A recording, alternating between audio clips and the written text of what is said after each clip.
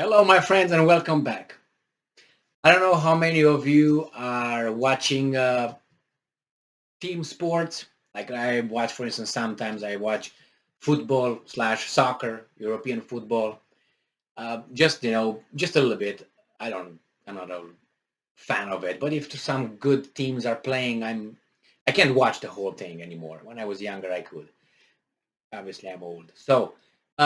But when you will watch in a team, two teams fighting.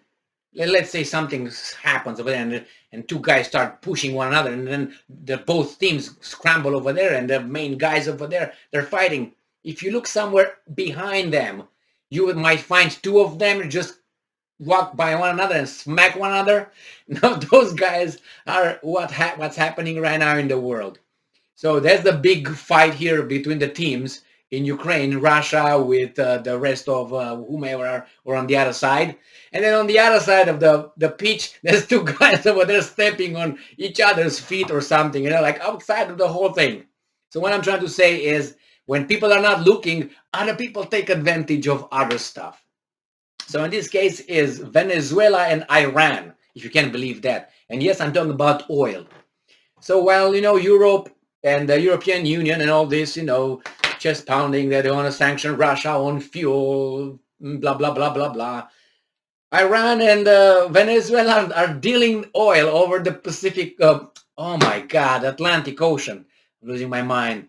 Here it is from Bloomberg, uh, May 11th, 2022, by Lucha Kasai. This is the title. Record Iranian oil flows to Venezuela, signal production rebound. What could that be? So they're doing a lot of business while these guys are not looking, are busy with Europe. Venezuelan oil production is set to get a boost from record inflows of Iranian crude used to improve the quality of the Latin American nation's supplies. Iran has delivered 6.8 million barrels of oil to Venezuela this year, a 48% increase offered over the full year 2021 figure. Most of the Iranian shipments involved a lightweight type of oil known as condensate that the Venezuelans mix with the local sludgy crude to produce, and it is a Mary, MERAY, Mary 16, the country's most exported crude grade.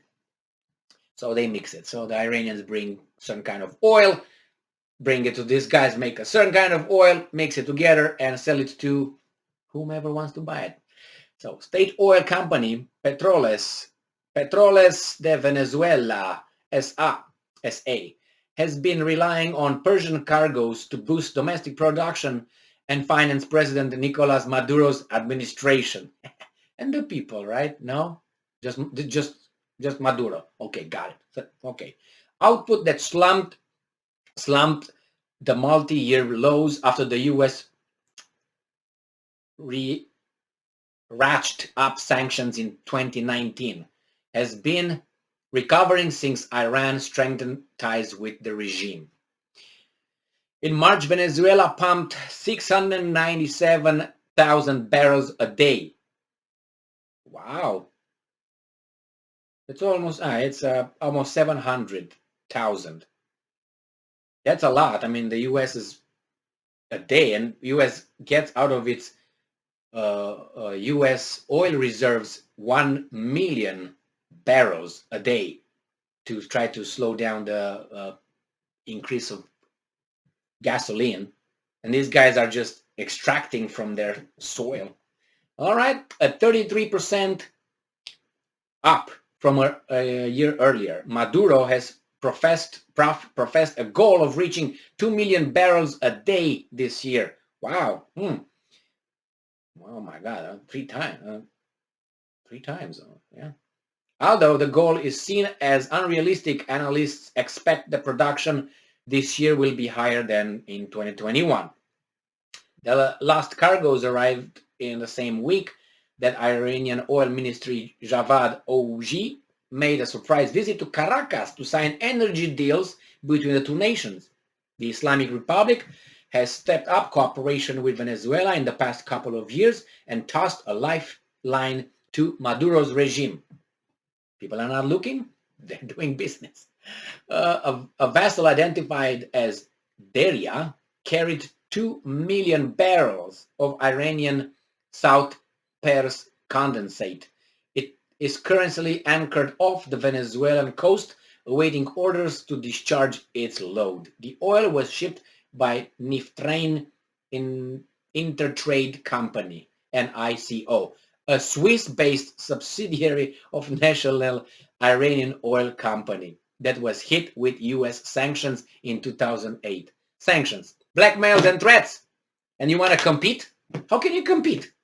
If your industry is doing badly against another country, let's say, I don't want to say third world country, a country who's not rich, industrialized, then how are you going to compete with them?